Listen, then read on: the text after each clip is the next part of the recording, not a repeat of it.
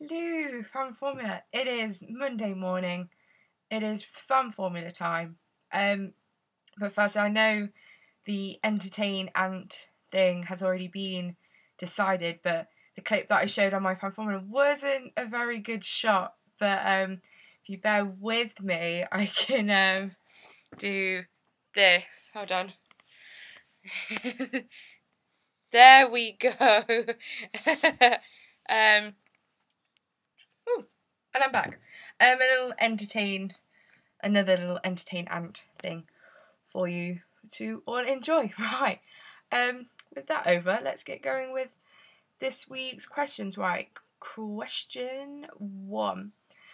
At the end of the day, it's a team's decisions when they want to do the young driver test. The majority of the teams have opted to do it towards the end of the season, which makes more sense as the season is coming to a close and kind of everything has been decided. Well, hopefully both championships have been decided by Abu Dhabi in this season. I really don't think so, but it would be nice if they had.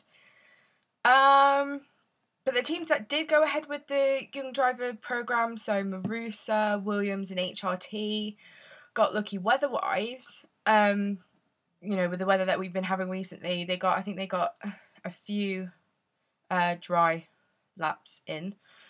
I think anyway, if my knowledge is correct. But if I was to pick between Silverstone and Abu Dhabi, I would choose the latter. At least with Abu Dhabi, you're going to get decent weather, and I'm sure that's what the young drivers who were testing would prefer. Obviously, Silverstone is more of an iconic and challenging track and more beneficial to the drivers, but I guess it's whatever the teams feel right for their young drivers. Right, question 2. Firstly, I am so happy that Mark has extended his contract for another year. It would have been strange not to see him at Red Bull. Plus, I don't think Red Bull would be able to find someone to replace him that would fit well in the team and would deliver the results that Mark has delivered and is delivering at the moment. Excuse me. Why do I think he's only extended it for another year? I think his age has something to do with it. I know he's not kind of 50, but he is kind of getting towards the end of his career. And he knows that he has a car that can win world championships, and I think he wants to try and do that with Red Bull. I know he did come out and say that there had been talks with Ferrari, but I think he came to his senses and realised that he wouldn't get a say at Ferrari because of Fernando Alonso. At least with Red Bull he can have his input, and now he has a great partnership with Sebastian Vettel. I think Mark and Alonso are good, not good friends, but I think they get on well off the track, but as teammates, I don't think it would have gone down well. So he's made the right decision. Right, question 3.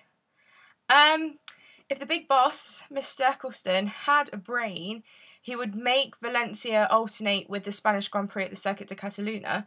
Why is Spain that special that they get 2 races? They have Pedro de la Rosa and Fernando Alonso as drivers. You'd think that if any country, I should say, had 2 races in the season, you think it would be Germany because they have the most drivers on the grid. But obviously, Mr. Eccleston, no idea what goes on in his head. I guess Bahrain could be knocked off. Should be knocked off because it is a bit boring. Well, I know this year's race wasn't, but that was just a one-off, just like the race at Valencia. Korea and India should be thought about giving the axe as well.